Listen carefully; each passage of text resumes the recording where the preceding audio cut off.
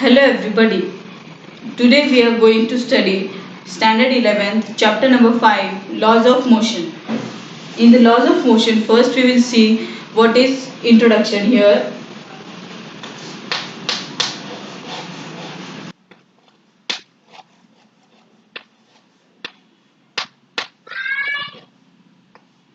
Suppose consider a ball is there. Okay? A ball is there and a ball is kept at rest. Okay? आता एका rest form मध्ये एक ball आहे. त्याला तो स्वतःहून मूव्ह होईल का? नाही. त्याला आपल्याला किक करावं लागेल. तर कोणीतरी त्याला किक केल्यावर तो काय होईल? तो बॉल जो आहे त्याच्यावर फोर्स ऍक्ट होईल आणि फोर्स ऍक्ट झाल्याच्या नंतर तो बॉल जो आहे त्याला तो मोशन मध्ये येऊन तो त्याची पोझिशन चेंज होईल आणि तो बॉल मोशन मध्ये राहील आणि कुठेतरी ऑब्स्टॅकल जर झालं, सपोज समोर भिंत आहे तर त्या भिंतीला आदळून ते काय होईल? ते बॉल जे आहे त्याला ती भिंत जी आहे ती सुद्धा बॉलला काहीतरी फोर्स एक्झर्ट करल आणि मग तो बॉल थोडं अजून इकडे येईल आणि मग थोड्या वेळाने थांबेल. दुसऱ्या केसमध्ये जर आपण त्या बॉलला आपण किक केलं ग्राउंड मध्ये, तिथं कुठेच ऑब्स्टॅकल नाहीये, भिंतने वगैरे काही नाहीये, जोरात किक केलं तर काय होईल? ते एकदम हाय स्पीडने ट्रॅव्हल करल आणि फ्रिक्शन फोर्स जसं त्याचा फ्रिक्शन फोर्समुळे तो मग नंतर हळूहळू हळूहळू हळूहळू स्टॉप होईल. ओके. आणि सेकंड, जेव्हा आपल्याला सपोज स्टोन आहे, आपण स्टोनचं एक्झाम्पल घेऊया. स्टोन जो आहे मला ह्या स्टोनला वर फेकायचं आहे, तर मग मी काय करेल? याला अपवर्ड काय करेल? स्टोनला अपवर्ड पुश करेल, अपवर्ड फोर्स लावेल मी त्याला. असं हा स्टोन मला वर गेला आणि मग पुन्हा खाली आला. बरोबर? मी असं स्टोनला वर फेकलं आणि तो पुन्हा डबल खाली आला. म्हणजेच काय? वर जायला का होईना फोर्स लागतो आपल्याला, त्याला आपल्याला पुश करावं लागतं, फोर्स त्याला द्यावा लागतो. किंवा खाली आपल्याला ग्राउंडवर सुद्धा एखादं बॉल आपल्याला किक केल्यावर फोर्स लावल्याशिवाय त्याला मोशन भेटत नाही. बरोबर? तिसरं एक्झाम्पल आपण काय बघू शकतो की सपोज पावसाळ्याच्या दिवसामध्ये खूप हवा सुटलेली असते. The breeze causes the branches of a tree to swing. Okay. म्हणजे हवा आल्यावर ते ट्रीजचे जे ब्रांचेस आहेत, झाडाचे जे फांदे आहेत ते हवेने हलू लागतात आणि एखादं स्ट्रॉंग स्विंग जर येईल, स्ट्रॉंग विंड जे येईल ते त्या झाडाला तोडू सुद्धा शकतं. ओके.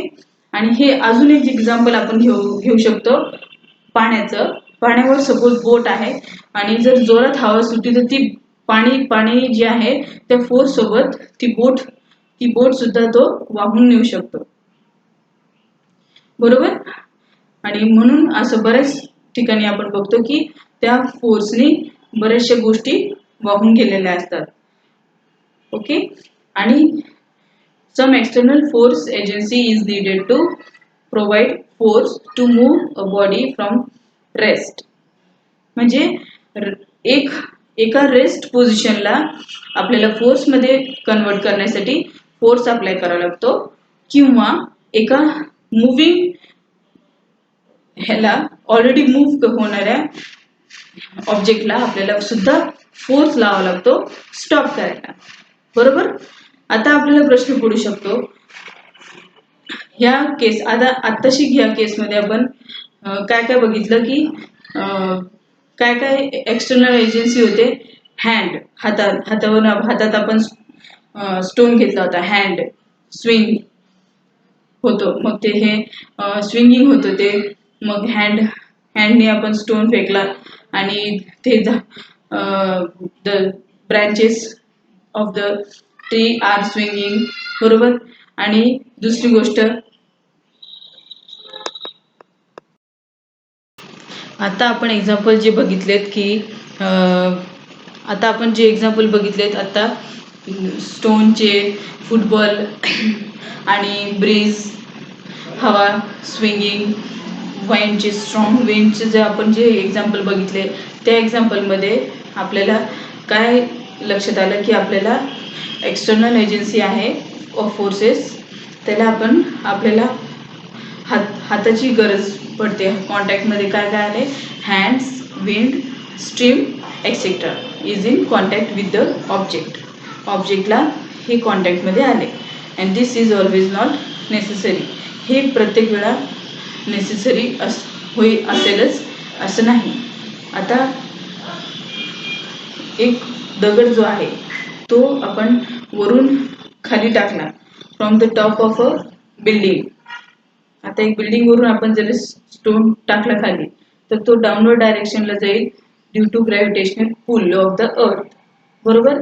आणि एक सुई घेतली आणि एक मॅग्नेट घेतलं तर ते मॅग्नेटला ती सुई हे अट्रॅक्ट करेल, बरोबर. आणि ह्याच्यावरून काय आपल्याला लक्षात येतं की external forces agencies are can exert force on a body when from a distance also. म्हणजे एखाद्या डिस्टन्सवरून सुद्धा आपल्यावर फोर्स, बॉडीवर, आपल्या ऑब्जेक्टवर फोर्स ऍक्ट होतो. सपोज जी मॅग्नेट आहे आणि हे सुई आहे तर हे ह्या डिस्टन्सवरून सुद्धा फोर्स ऍक्ट होऊ शकतो, आपल्याला ह्याच्यावरून लक्षात येतं, बरोबर.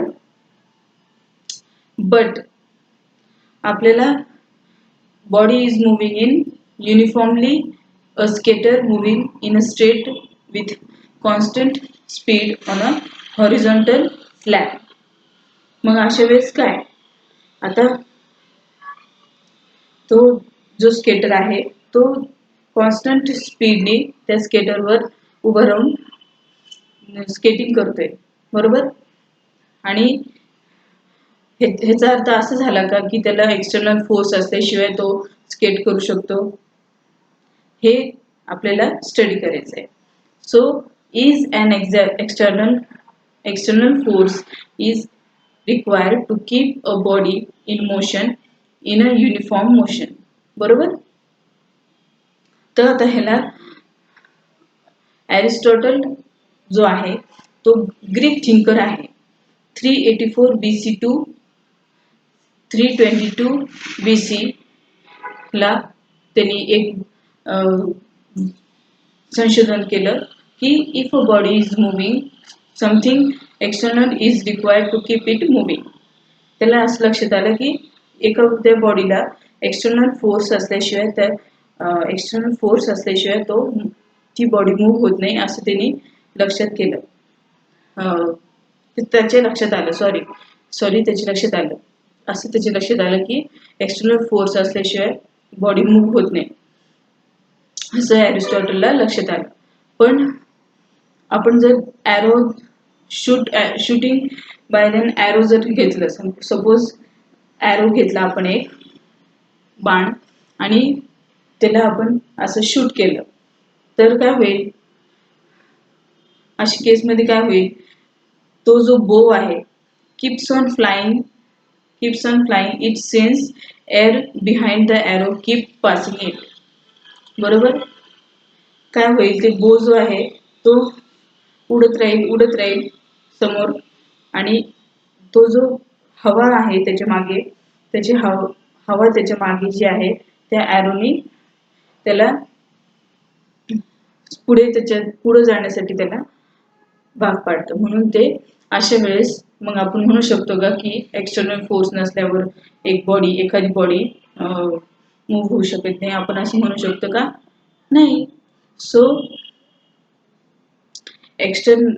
एरिस्टॉटल जो आहे ह्या एक्सटर्नल फोर्स असल्यावरच एखादी बॉडी मूव्ह होती असं त्यांनी विधान केल्यामुळं अशी 17th सेंचुरीला त्याची फॅलन्सी होती एरिस्टॉटलची. त्यांनी एक टॉय कार घेतली, आपण ते स्टडी करूयात. An external force is required to keep a body in motion. तर आपण एक टॉय कारचं एक्झाम्पल घेऊयात, त्याच्यावरून आपल्या लक्षात येईल. एक टॉय कार आहे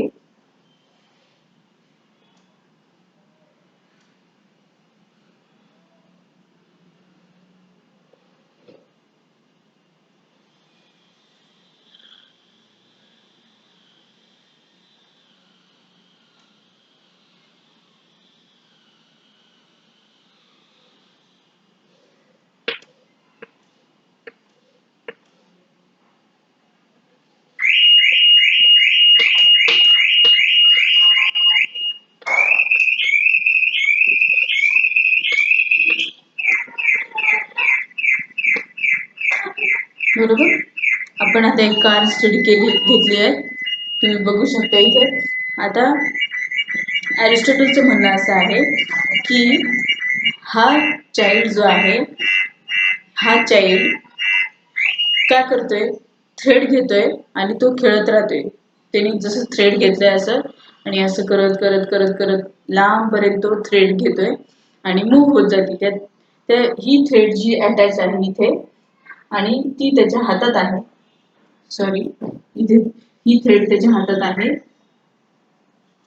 अशी हातात त्याने ही थ्रेड त्याने हातात धरून ही थ्रेड त्याने अशी हातात धरून तो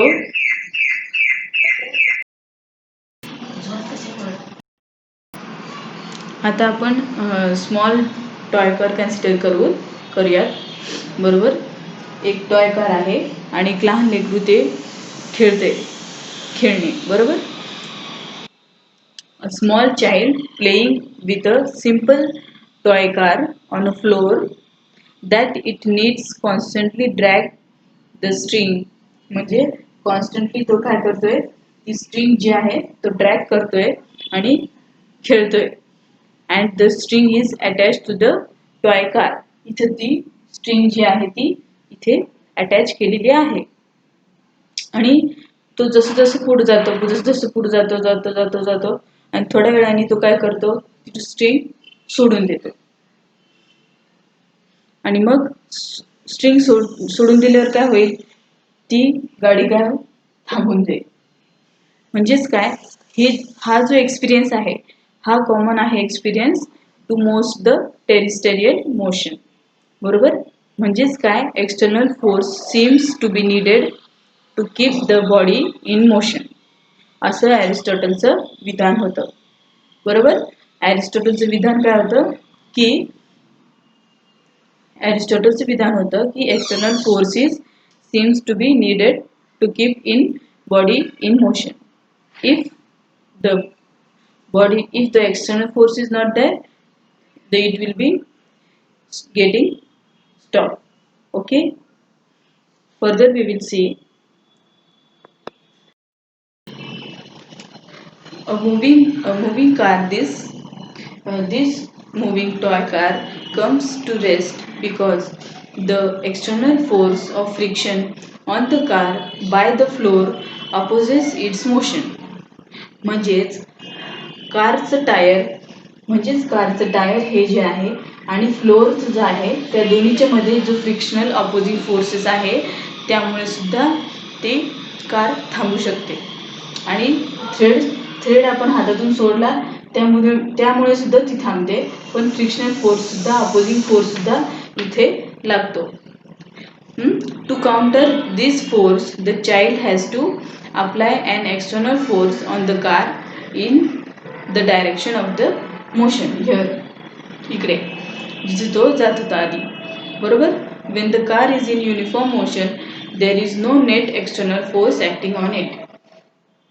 म्हणजे जेव्हा ही गाडी जी आहे तो चाइल्ड जो आहे थ्रेड घेऊन एकदम युनिफॉर्म मोशन मध्ये एकसारखीच जेव्हा तो गाडी चालवतो तेव्हा त्याच्यावर कोणता एक्सटर्नल फोर्स ऍक्ट होत नाही. हे आपल्याला ऑलरेडी आपण शिकलेलो आहोत. म्हणजेच ते युनिफॉर्म एक्सटर्नल फोर्स त्याच्यावर ऍक्ट होत नाही. And the force by the child cancels the frictional force by the floor. Okay. When the car is moving in a uniform motion, there is no net external force acting on it. Okay. And the force by the child, म्हणजे या मुलांनी जो force लावला तो force frictional फोर्सला cancel करतो. बरोबर. Frictional force of the force cancels the force of the frictional force. Frictional force means between the tire and the floor. Okay.